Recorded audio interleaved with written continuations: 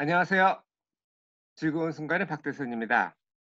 오늘은 조금 편안한 책을 소개해 드릴 겁니다. 이 책은 두껍긴 해요. 왜냐하면은 200년 미국 주식 역사를 정리한 거거든요. 하지만 뭐 이론이 있는 게 아니고 어떤 통계적인 내용들이 있기 때문에 좀 편합니다. 그리고 주가가 등락을 하는데 그럴 때 마음의 평정을 얻는 데 많은 도움을 줍니다. 역사란 무엇일까요? 우리 인간의 역사를 나누는 방법은 여러 가지가 있는데 그중에 하나가 선사시대와 역사시대로 나누는 겁니다. 선사시대는 예전에 문제가 없을 때 그때를 말하고, 역사시대는 그 내용을 문자로, 인간 행정을 문자로 기록한 후에 그런 시대에 구분을 합니다. 그 삼성의 이병철 회장, 창업주죠. 이 역사를 아주 중요시했다고 해요. 그래서 지금 누구죠? 그 부회장, 이재용 부회장 같은 경우도 서양사학과인가 아마 그쪽을 나온 거로 제가 알고 있는데, 역사가 중요한 이유는 인간의 행동이 반복되기 때문입니다. 물론 뭐 일시적인 유행도 있지만 인간의 본성은 바뀌지 않거든요. 그래서 이 책이 중요합니다. 와튼 스쿨의 유명한 MBA 스쿨이죠. 제레미 시겔 교수가 1802년부터 거의 뭐 미국 독립하고 얼마 안 돼서죠. 그때 1792년인가 어쨌든 18세기 후반에 월가에서 상인들 몇 명이 모여가지고 뉴욕 증시를 만들게 되죠. 그래서 본격적으로 거래된 게 1800, 그러니까 19세기 초부터였는데, 그때부터 이 책을 제가 읽은 게 아마 10년 전쯤일 거예요. 그러니까 2010년 정도까지의 200년이 넘는 그 기간에 주가가 어떻게 바뀌어져 왔는지, 어떤 주식이 좋았는지, 얼마나 주식을 보유를 해야 되는 것인지, 뭐 이런 내용들을 분석을 해봤는데요. 아주 도움이 됩니다. 그러면 조금 더 전체적인 면에서 조금 더 깊이 들어가면, 이거를 제가 정리를 했어요. 첫 번째 정리한 거는 포트폴리오를 해라. 이분은 주식 투자 바이블이라는 책 이름에도 불구하고 부동산 얘기를 했습니다. 물론 부동산 분석은 안 했어요. 주식에 대한 분석이 많습니다. 주로 얘기하는 게 그 저비용을 많이 강조를 했고요. 소형 가치주 뭐 이런 것들을 얘기를 했습니다. 그 이유는 뒤에 나와요. 수익률이 주식, 국채, 현금 이런 순위인데 그 중에서도 소형 가치주가 제일 높았습니다. 결론은 우량주에 장기 투자해라. 뭐 이런 얘기를 하네요. 그러면 지금 보시는 화면은 우리나라 1980년부터 주가예요. 어떤 게 주가인지는 아시겠죠? 빨간색입니다. 그리고 검정색은 물가 인상률이죠. 제가 1980년도에 금리가 되게 높아가지고 좋아했는데 나중에 알고 보니까 그때는 그런 개념이 없었죠. 보니까 그때 물가 상승률이 훨씬 높아서 사실은 그렇게 좋아할 일도 아니었습니다. 결론적으로 미국도 마찬가지였습니다. 200년간 물가 상승률이 2.5%였다고 합니다. 연평균. 그러니까 사람들이 이렇게 착각을 해요. 현금이 가장 안전하다, 손해볼 일이 없다 하는데 사실은 가장 확실하게 손해를 보는 게 현금입니다. 갖고 있으면은 매년 2.5%씩 가치가 줄어들어요. 그에 비해서 국채는 물가 상승률을 빼고 나면 1% 정도였고 연평균입니다. 주식은 거의 7%에 육박하죠. 그래서 국채에 비해서 주식이 7배 정도 높은 수익을 주는데, 국채보다 주식이 위험하다고 하는데 단기적으로는 그래요. 장기적으로는 그렇지 않다는 게 또 나옵니다. 그래서 단기적으로 위험 가산율을 3% 정도로 봐서 고려를 해도 주식이 거의 2배가 넘습니다. 그리고 이게 미국만 그랬느냐? 아닙니다. 세계 선진국 12개 나라를 조사를 했어요. 제가 그때 봤을 때는 한국은 포함되지 않았는데 한국도 아마 비슷할 겁니다. 여러 나라에서도 비슷한 경향을 나타냈기 때문에 자산 배분에 있어서 수익률과 안정성을 고려를 하면 주식에 포커싱을 하는 게 좋습니다. 물론 부동산은 또 달라요. 제 개인적인 경험으로는 부동산이 더 높았습니다. 그런데 세금이란 변수가 생기기 때문에 뭐 항상 그렇진 않습니다. 지금 문재인 정권에서는 별로 그렇게 좋지 않을 수도 있어요. 근데 또 그렇지도 않을 수도 있는 게 선진국 같은 경우는 세금이 재산세 얘기하는 겁니다. 그게 올라가면은 그게 집값에 다 반영이 되거든요. 그래서 어떻게 될지는 모르겠습니다. 그런데 어, 최근 20년간을 정리를 해보면은 아파트가 IRR이 한 20% 정도였고 리스크는 주식보다 훨씬 적죠. IMF 때도 집값은 20% 정도가 떨어졌는데 주가는 뭐 반토막 나기도 했고 3분의 1 정도가 평균 빠졌죠. 그때 주가 지수 보시면 반토막 냈다는 거 금방 아실 수 있을 거예요. 평균적으로. 그러면 얼마나 오랫동안 보유를 해야 되느냐 뭐 이런 내용들이 있겠죠. 주식이 좋다는 건 일단 첫 번째에서 나왔고요. 여기 옆에 보는 그래프가 그 책에 나오는 그래프입니다. 세 개의 막대 그래프가 있죠. 하얀 거, 그리고 조금 색이 있는 거, 진한 것 이렇게 하 있고 그게 위로도 있고 밑으로도 있죠. 그러니까 1년을 기간을 보면 최대 수익률이 상당히 높죠. 한 60% 정도가 되니까. 근데 최저 수익률은 마이너스가 됩니다. 마이너스 20%. 그 다음에는 그 국채는 그 폭이 적죠. 단기 국채는 더 적고. 그러니까 옆에 있는 두 개가 장기 국채, 단기 국채거든요. 이게 좀 작아서 그렇긴 한데, 뭐, 상황이 그러니까 어쩔 수는 없죠.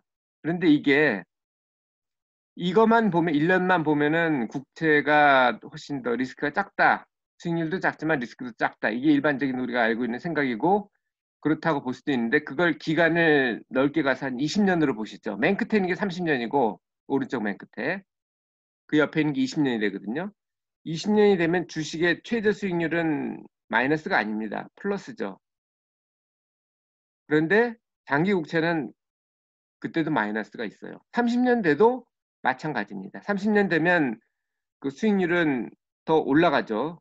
주식 같은 경우는 마이너스인 경우도 없고 최저 수익률도 플러스인데 그 국채 같은 경우는 마이너스 앞으로가 될 수 있습니다. 최저의 경우는. 왜냐하면은 금리가 떨어지면은 채권이 값이 오르죠. 반대로 금리가 만약 오른다 그러면 채권 값이 떨어집니다. 그래서 손실을 볼 수 있다는 거예요. 우리가 갖고 있는 미신 중에 하나가 현금은 안전하다. 그렇지 않습니다. 현금이 확실하게 자산을 폭락시키는 방법입니다.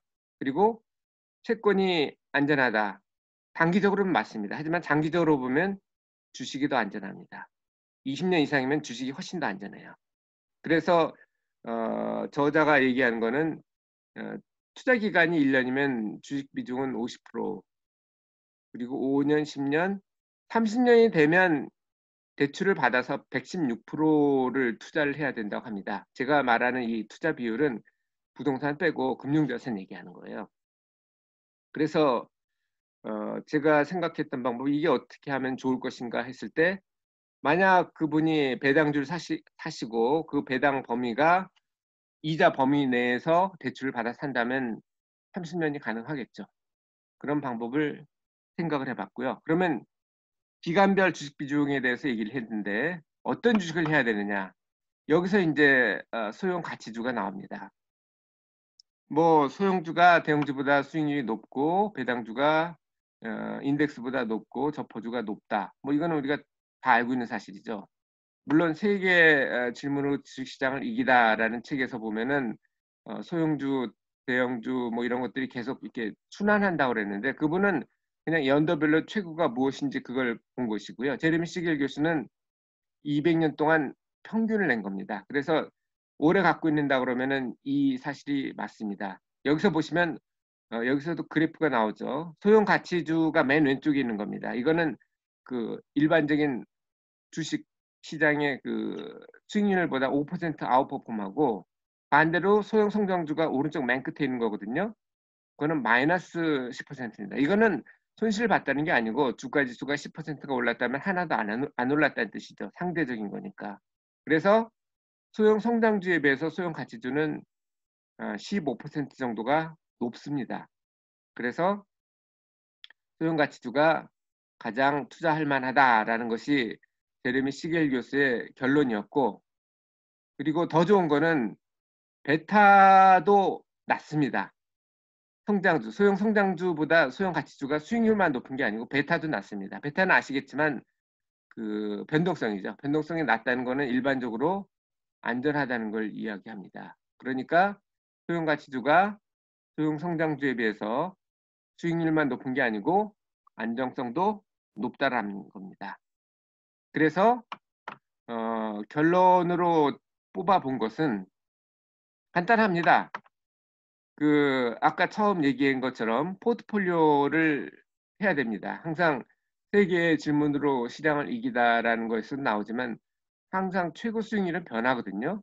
어떤 거는 폭락할 수도 있어요. 상황에 따라서. 그 언제 많이 폭락했냐면은 주식시장의 역사는 물론 회사라는 거는 로마 시대부터 있었어요. 하지만 근대적인 주식시장은 회사가 설립한 거는 이제 네덜란드 헤이그에서 동인도 회사로부터 시작을 했습니다. 그때 당시 그때가 17세기 초였는데 16세기부터 대항해 시대가 열리면서 네덜란드는 그때 후발이었죠. 당시 돈을 많이 벌었던 나라가 스페인. 스페인은 아시죠? 그 아메리카를 발견한 누구죠? 콜럼버스. 이사벨 여왕이 콜럼버스를 통해서 많은 신대륙을 발견하고 많은 금과 은이 많았죠. 그때 포토시에서 많이 나왔으니까. 그런 게 있었고, 포르투갈도 스페인 이전에 헨리 왕자가 아조레스 제도를 발견하고 그때 무인도였어요.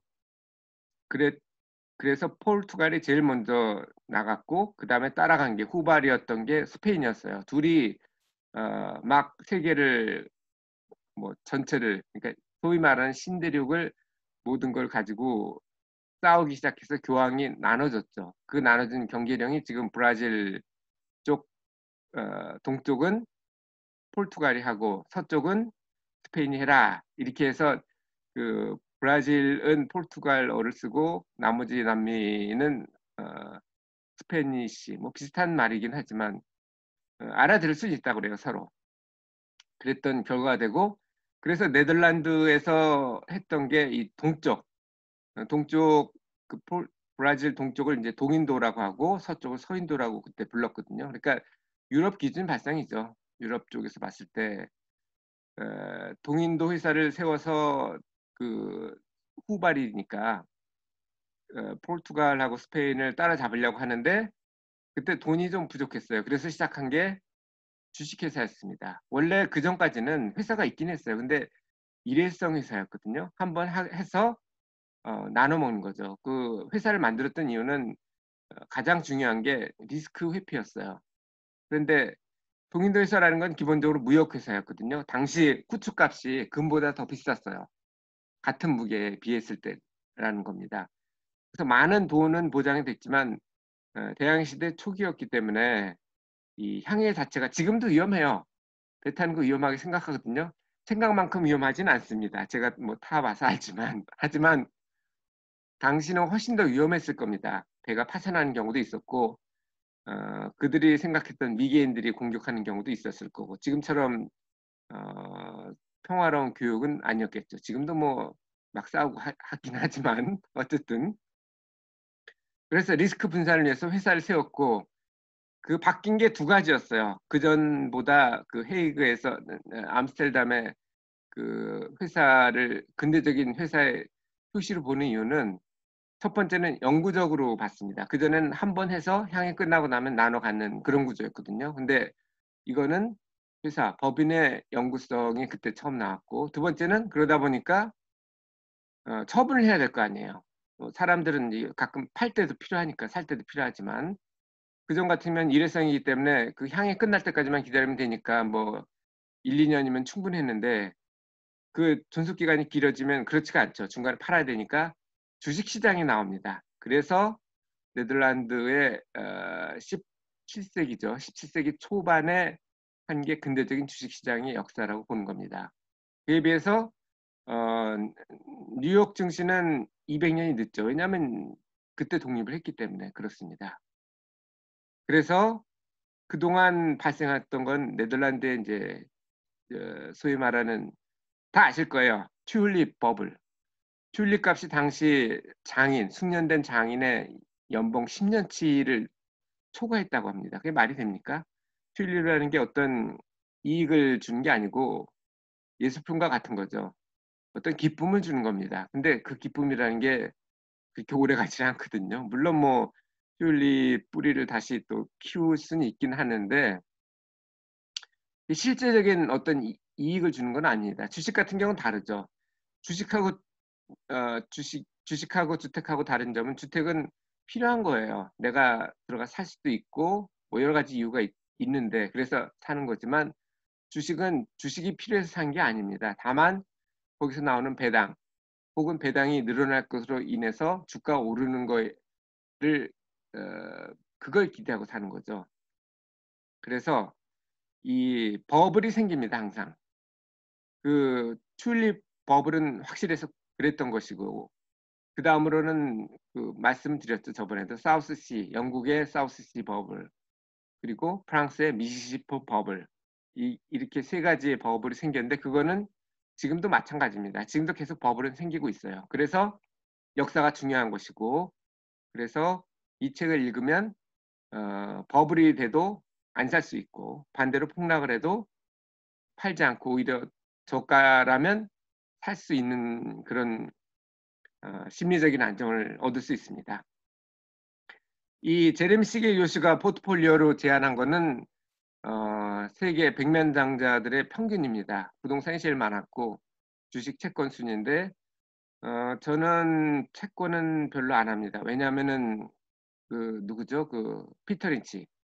그러니까 국채보다 CMA가 더 낫다라는 주장을 했거든요. 뭐 제가 확인한 건 아닌데 어, 일반적으로 제가 주식 수익률이 높다는 거는 이 책을 통해서 확인을 했고 그리고 피터 린치가 13년 동안 마젤란 펀드를 운영하면서 얘기한 내용이기 때문에 나름 맞을 거라고 하고요. 저는 채권에 대해서 잘 모르기도 하지만 저는 주식과 CMA 이렇게 금융자산은 나누고 있고 부동산은 어, 제가 나이가 들면서 계속 줄이려고 하는데 뭐 마음대로는 안 된다는 건 제가 몇 번 말씀드렸고요.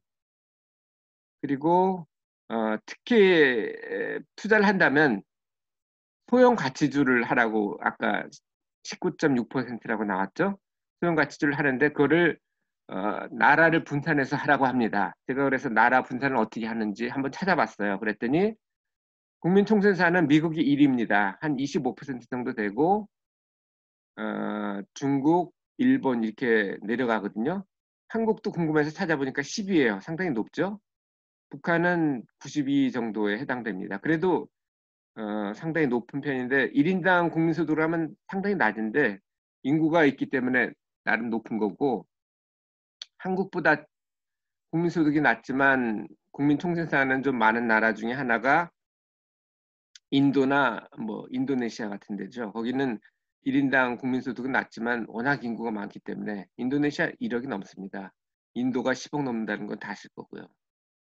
그래서 만약 한다면 그냥 세 나라 정도, 미국, 중국, 일본 정도로 나눠 사는 게 어떤가 생각하는데 그 세 나라만 기준을 한다면은 미국이 한 2배 정도 된 50%, 중국 36%, 일본 14%인데 저는 참고로 말씀드리면 미국만 하고 있습니다. 귀찮아서.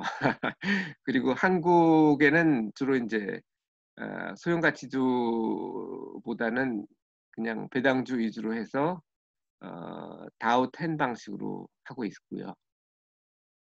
여러분도 나름대로 그 실제로 물론 뭐 어떤 역사적인 근거는 있지만 그거에 맞춰서 어떻게 하는 게 좋은 것인지 그거는 생각해 볼 필요가 있고요. 그것도 이제 혼자 하지 마시고 이런 내용을 공유하면서 친구들하고 "아 이렇게 하는 게 좋겠다. 아 이런 방법이 있어." 왜냐하면 저도 나름대로 제 방법을 결정을 했지만 더 좋은 방법이 있을 수도 있거든요. 뭐 예를 들면 요즘에 ETF가 많이 나오니까 소형 가치주 ETF에 투자하는 방법이 있을 거고요. 그런 방법이 있을 수 있겠네요. 그러면 오늘은 뭐 좀 짧죠. 뭐 짧다고 그래도 거의 20분 가까이 하긴 했지만 그래도 뭐 생각할 거보다는 그냥 바로 받아들일 수 있고 그리고 이걸 적용할 수 있는 그런 내용을 해 봤습니다. 그래서 오늘 리뷰한 주식 투자 바이블이 여러분한테도 많이 도움이 되시기를 바라면서 그리고 조금 더 자세한 내용은 책을 한번 읽어 보세요. 이게 절판이 되고 새로 다른 데서 나온 걸로 알고 있는데 혹시 다시 절판이 됐다 하더라도 도서관 가면 많습니다. 도서관에서 빌려 보시고 중요한 거는 혼자 결정하지 마시고 친구들하고 상의를 해서 더 좋은 방법을 집단지성의 힘으로 고르는 게 더 좋지 않을까 생각을 해 봅니다. 그러면 오늘도 즐거운 순간에 박대선이었고요. 이제 추석 연휴가 시작되네요. 즐거운 연휴를 가족들하고 보내기를 바랍니다. 그러면 다음에도 좋은 책으로 여러분에게 찾아뵙겠습니다. 즐거운 순간에 박대선이었습니다. 감사합니다.